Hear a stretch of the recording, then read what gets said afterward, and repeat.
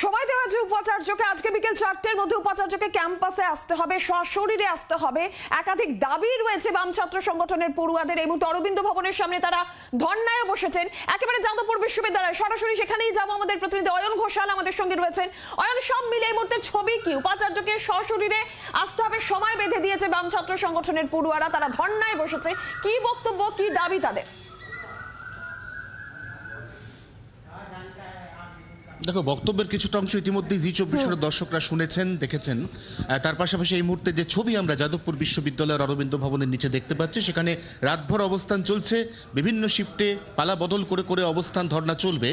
এবং যদি আজকে বিকেল 4টের মধ্যে উপাচার্য সশরীরে এই বিশ্ববিদ্যালয় ক্যাম্পাসে আসেন এবং ছাত্রদের সঙ্গে আলোচনা করেন, তাহলে হয়তো অচল অবস্থা কাটতে চলেছে। কিন্তু যদি সেটা না হয়, যেটা হওয়ার সম্ভাবনা অত্যন্ত ক্ষীণ বলেই এখনো পর্যন্ত খবরে প্রকাশ। তার কারণ উপাচার্য গতকালও জানিয়েছেন তিনি অসুস্থ, তিনি অনলাইনে ছাত্রছাত্রীদের সঙ্গে কথা বলতে চান, কিন্তু তার এই অনলাইনে কথা বলতে চাওয়াতে চিড়ে ভিজছে না বলেই একদম দ্ব্যর্থহীন ভাষায় জানিয়ে দিচ্ছেন এই সমস্ত আন্দোলনকারী, ধর্নায় অংশ নেওয়া ছাত্ররা।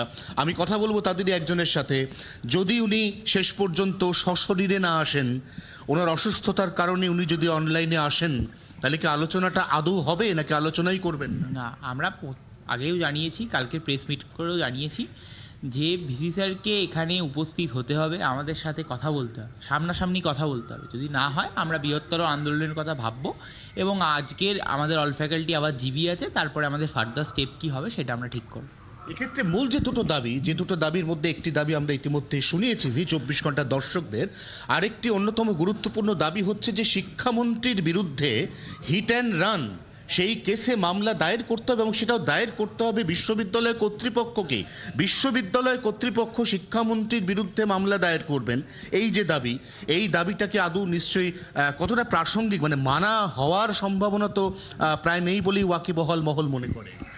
দেখুন, ইউনিভার্সিটিতে এসেই যদি ইউনিভার্সিটির ছাত্রকে গাড়িতে মেরে গাড়িতে পিষে দেওয়া হয়, এইবার ইউনিভার্সিটি যদি না সেই দায়িত্ব নেয়, তাহলে আমরা কি ইউনিভার্সিটিতে পড়ি? তাহলে আমাদের সেফটির ভূমিকা কে নেবে? আমাদের নিরাপত্তার কি গ্যারান্টি আছে? তাই ইউনিভার্সিটিকে এটা সিকিউর করতে হবে।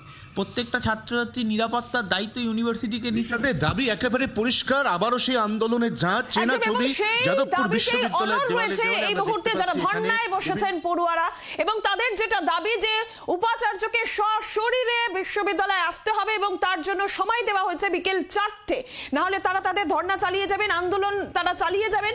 এই দাবি তাদের যেরকম রয়েছে, অন্যদিকে উপাচার্য ভাস্কর গুপ্ত, তার কি বক্তব্য উঠে এসেছে শোনাবো।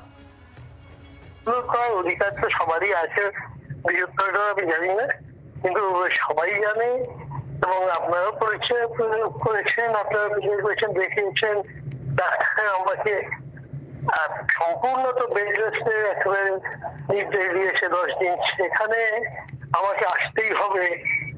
এটা মাথার মধ্যে যে অমানবিকতা লুকিয়ে থাকে, সেটা তো আমি আমার ছাত্রদের থেকে আশা করিনি। এবং তদুপরি পুরো ঘটনা, আমার অসুস্থতার পিছনে এই সমগ্র ঘটনা, সেখানে কি বলবো, আমি যেটা বলতে চাইনি, কিছু কয়েকজন ছাত্রের অদ্ভুত রোল।